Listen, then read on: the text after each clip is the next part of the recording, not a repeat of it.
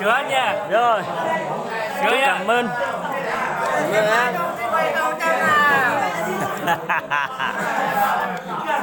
Cái chiến này nhỏ. Đừng có đuổi như thế. Đâu, trên đây là tất cả chiến này đều hết á. Thế sao mà trước kia nó nhỏ? Nhỏ đấy mà đấy là chỉ mà. Cái này thôi. Đây là Hay là anh đang bắt em mời anh chết nè, nào. đừng có bắt nàng như thế chứ. Đâu, cảm ơn đó. Cứ anh như thở một chút đó. Rồi.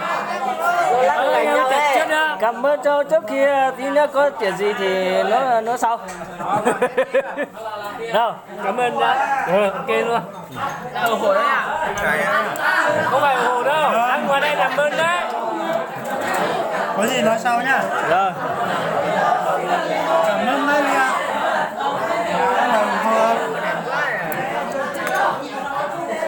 Đây, sức khỏe. Nhưng mà em trước bắt tay thế nào? Hay là em uống quen nha? Đây. Không phải. Đây. Cảm ơn mà. Thôi cứ bắt tay á nhỉ? Bắt tay sau đấy. Thầy đâu có tình cảm đó nha. Cái kia chưa được đâu mà. Cái kia. Đây làm Bắt tay rồi. Uống đi. Xuống một tí đi. Xuống một tí đi. Đâu? Rồi. Mới rõ, biết tiếng Mông rồi đấy nhỉ? Đi rồi tình cảm anh em. Đó là mày tầm. Anh em nha. Nó bắt tay tờ đó. Nó nói tí mùa bình ra hết nọ.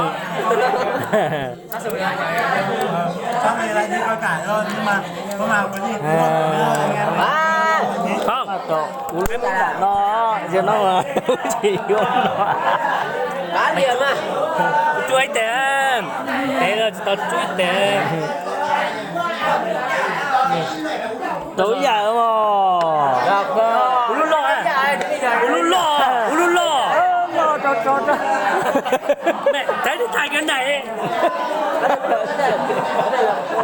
Thay cái này. Cái này nó tắm ăn nhiều. Chỉ giờ nè, chỉ giờ à. Cái này nó ít hơn, cái này nhiều hơn. Không ít đâu. Cho cái này đâu. Đấy. Nó thơm mát cơ mà. Nhà nó sản xuất rồi, nhà nó sản xuất có những cái Đây, sức khỏe à? Đó. Gió à? Đó. Thế là say rượu chứ. Say thì đi ngủ á. Đúng rồi. Mất rồi.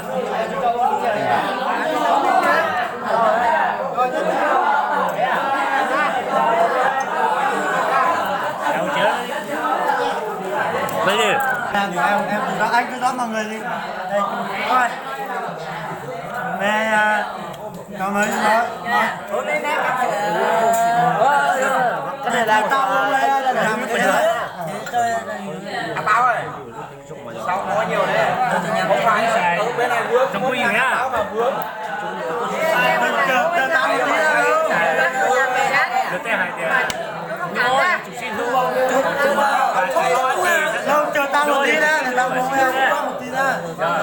Hôm nay thì đang quay kìa kìa. hai đứa nó chú cũng có con dâu thì cháu Đã còn thơ rồi. hai đứa nó trong năm hạnh phúc. Ngày hôm nay anh em chú cũng mời anh em cháu. 첫 선 kia hát chi nói vậy Hai vợ chồng ở trong năm hạnh phúc. 첫 cá đây mà lại cô dịp cho nó cái à, cô dịp cho dịch xe. Cháu bắt tay ra. Anh ơi, chưa để hay là mày làm một chén này.